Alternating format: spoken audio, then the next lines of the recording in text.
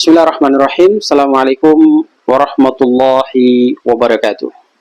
Alhamdulillah Rabbil Alamin. Wassalatu wassalamu ala asrafil anbiya wal mursalin nabiyina wa maulana Muhammad sallallahu alaihi wasallam wa ala alihi wa sahbihi ajmain, amma ba'd. Pertemuan kita di kesempatan yang sangat mulia ini, kita akan sedikit membahas permasalahan berkaitan dengan menunda amal saat mampu, padahal kita sudah meniatkannya. Maka hal ini bisa menjadi lengah sekejap, rugi selamanya. Segala puji bagi Allah Subhanahu wa Ta'ala, Tuhan yang telah memberikan kita umur yang panjang, telah memberikan kita kesehatan, bahkan telah memberikan kita kesempatan untuk beramal di alam permukaan bumi Allah Subhanahu wa Ta'ala. Mudah-mudahan semuanya itu membuat kita semakin dekat dengan Allah Subhanahu wa Ta'ala. Amin ya Rabbal Alamin. Salawat dan salam semoga tercurahkan kepada Nabi kita, Nabi besar Muhammad sallallahu alaihi wasallam, kepada keluarga Nabi besar Muhammad sallallahu alaihi wasallam, para sahabat-sahabat Nabi besar Muhammad sallallahu alaihi wasallam, dan seluruh umat Islam yang tentunya istiqomah mengikuti sunnah daripada Nabi besar Muhammad sallallahu alaihi wasallam hingga akhir zaman. Ayah, bunda, tuan puan, abang kakak, para dermawan, orang baik dimanapun Anda berada. Dalam kehidupan kita, mungkin kita seringkali memiliki niat baik, semangat awal yang tinggi, dan cita-cita yang besar dalam berbuat kebaikan. Tapi sayangnya, banyak dari niat itu hanya berakhir di dalam hati, tidak diwujudkan dalam amal nyata. Padahal waktu terus berlalu, kesempatan tak selalu datang dua kali. Kita lengah sekejap, namun mengakibatkan kerugian bisa abadi. Allah Subhanahu wa Ta'ala mengingatkan kita dalam firman-Nya pada Quran surat Al-Munafiqun ayat ke-10. Dan infakkanlah sebagian dari apa yang telah kami berikan kepadamu sebelum datang kematian kepada salah seorang di antara kamu. Lalu dia berkata, "Ya Rabbku, sekiranya engkau beri tangguh usiaku sedikit saja, niscaya aku akan bersedekah dan termasuk orang-orang yang saleh." Makna daripada pembahasan ayat di atas adalah memberikan gambaran kepada kita, menginformasikan kepada kita, memberitahukan kepada kita tentang penyesalan orang yang menunda amal padahal waktu itu dia mampu. Lalu maut datang menjemput dirinya, tapi penyesalan di akhir hayatnya tidak memberikan manfaat sama sekali, artinya tidak berguna sama sekali. Bahkan di dalam Quran surat Al-Baqarah ayat ke-195 Allah menegaskan kepada kita, dan belanjahkanlah hartamu tentunya di jalan Allah Subhanahu wa Ta'ala, dan janganlah kamu menjatuhkan dirimu sendiri ke dalam kebinasaan. Ayah, bunda, tuan puan, abang kakak, orang baik, orang dermawan dimanapun Anda berada, makna ayat di atas memberikan informasi pengetahuan kepada diri kita bahwa sesungguhnya orang yang menunda amal kebaikan padahal dia mampu pada waktu itu, bisa saja akhirnya terjatuh ke dalam kelalaian dan merusak dirinya sendiri. Hadis dari Nabi Shallallahu Alaihi Wasallam memberikan informasi kepada kita melalui riwayat Imam Bukhari pada hadis ke-6416, bahkan di Imam Muslim pada hadis 2683. Nabi Shallallahu Alaihi Wasallam menyampaikan kepada kita, bersegeralah kalian dalam beramal sebelum datang fitnah, seperti potongan malam yang gelap. Seseorang di pagi hari beriman, namun di sore hari menjadi kafir.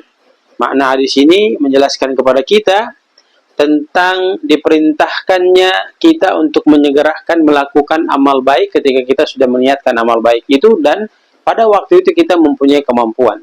Karena zaman penuh fitnah bisa membalikkan hati dalam sekejap.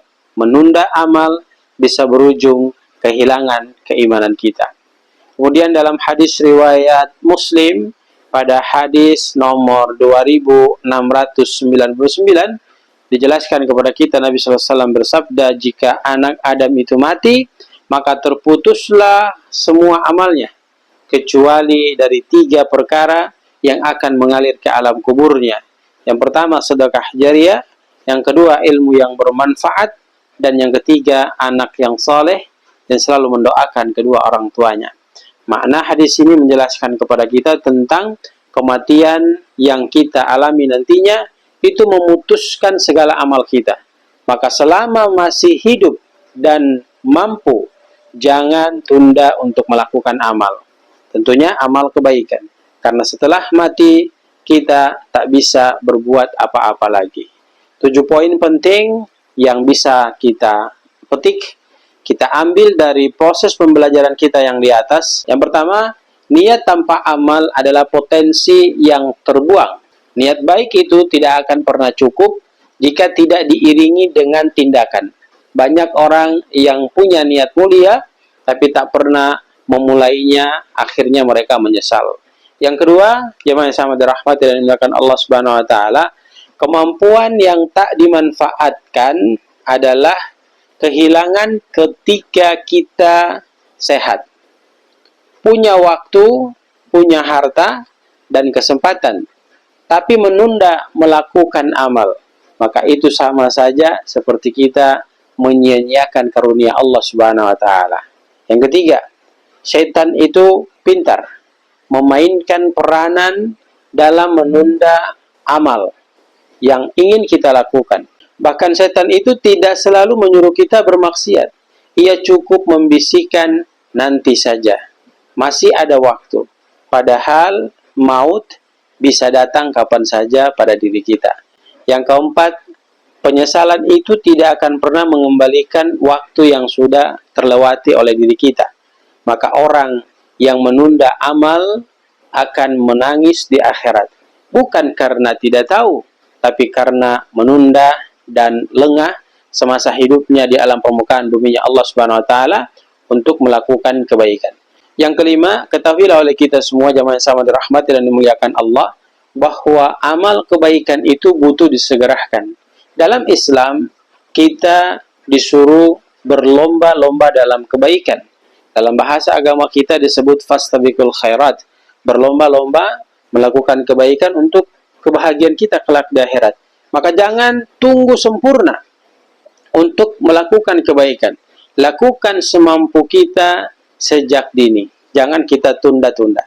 Kemudian yang keenam, hidup ini kita tahu sangat singkat, maka kesempatan tak selalu datang 2 kali. Jangan tunda salat, jangan tunda sedekah, jangan tunda tilawah, jangan tunda menuntut ilmu. Bahkan jangan tunda untuk meminta maaf kepada orang lain ketika kita merasa diri kita berbuat salah pada orang lain. Bisa jadi esok adalah merupakan hari terakhir kita hidup di dunia ini. Yang ketujuh atau yang terakhir adalah keberkahan itu datang dari amal yang dijalankan, bukan direncanakan oleh diri kita.